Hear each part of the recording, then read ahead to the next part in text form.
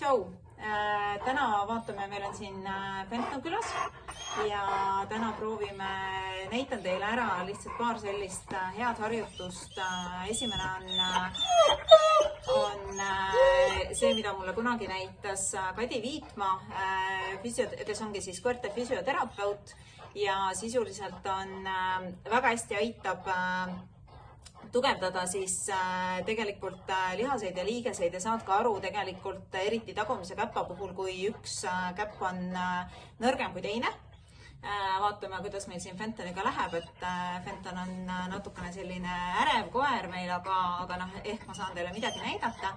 Nagu te aru saate, siis ta räägib teile ise ka siin juba kaasa, kuidas teda kiusatakse ja kõik on pahasti, aga mul on siin natukene head maiust ka, nii et selles mõttes ehk saame teha.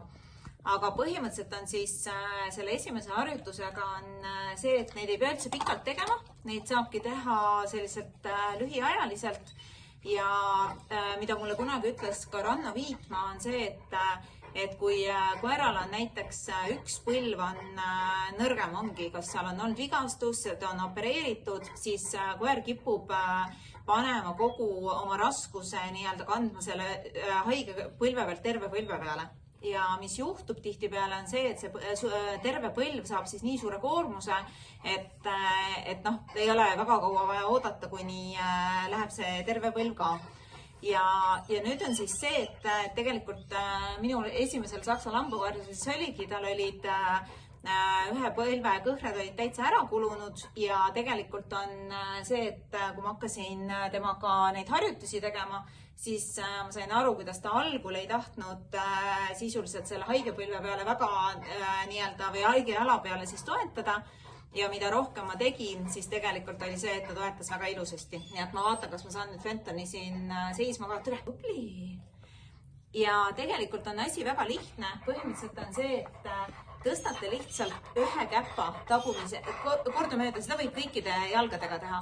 Ja nüüd on nagu see loogika, et kui koer toetab, ta tegelikult ei peaks väga selle õhku tõstetud käpa peale toetama.